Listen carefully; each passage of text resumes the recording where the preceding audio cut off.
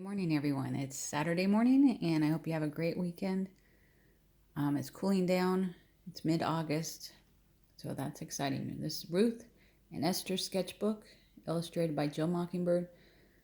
I wrote out every verse of Ruth, but Esther is not every verse. I got some nice sunlight here. I got to go walk the dog in a minute. But this is Esther 6:11.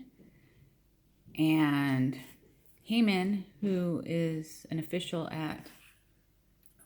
for the king, was saying, "What should we do to the Jews, or what should we do to?"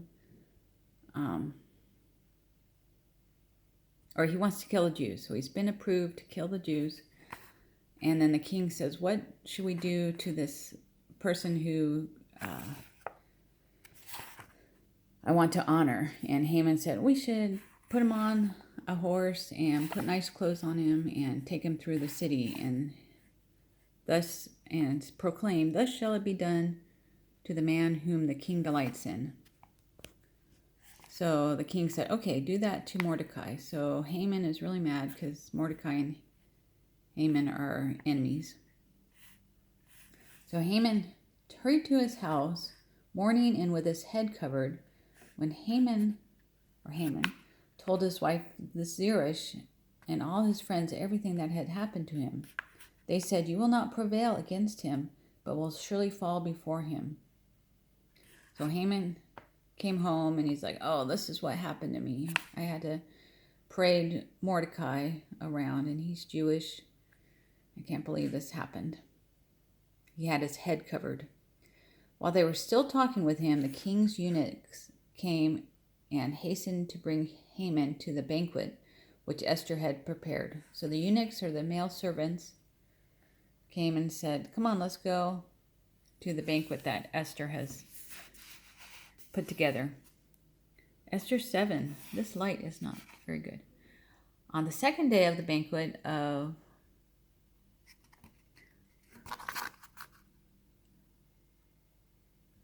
the banquet of wine. Sorry, I can't read my own writing. On the second day of the banquet of wine, the king again said to Esther, "What is your petition, Queen Esther? What do you want to ask?" "Let my life be given me at my petition, and my people at my request, for we have been sold, my people and I, to be destroyed, to be killed, and to be annihilated. So please help my people. I am Jewish, and Haman has been hired to kill us." So King Ahasuerus answered and said to Queen Esther, "Who is he and where is he who would have dare presume in his heart to do such a thing?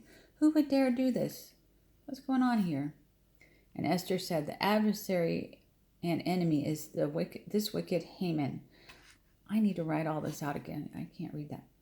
"The adversary and enemy is this wicked Haman." Oh no. So Haman was terrified before the king and queen. Oh no, what's going to happen to me? Then the king arose in his wrath from the banquet of wine and went into the palace garden. But Haman stood before the queen, pleading for his life. So the king went out into the garden. This looks like VeggieTales. I don't know if you remember VeggieTales. And Haman is left pleading for his life. "Queen Esther, please help me." This is a banquet of wine. It's page 72 of Ruth and Esther sketchbook. Esther 6:8. When the king returned from the palace garden to the place of the banquet of wine, Haman had fallen across the couch where Esther was. Then the king said, "Will he also assault the queen while I am in the house?" So the king comes back from the garden. He is very mad. The banquet of wine. Haman wants to kill Queen Esther and his people. So Haman has fallen across the couch. It's like, oh man, he's faint or something. As the word left the king's mouth, they covered Haman's face. So he's so mad, right into his face, I guess.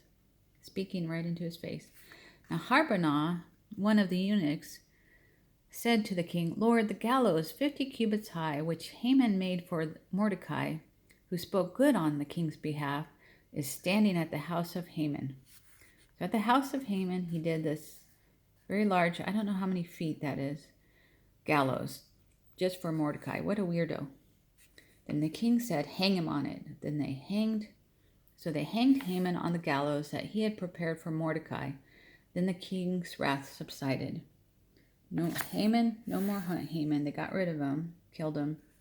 And the king's wrath and anger subsided and went down. Esther 8.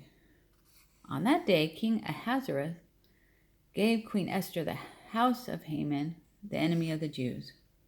So even though Haman was their enemy, God turned it around and gave Esther the house of Haman.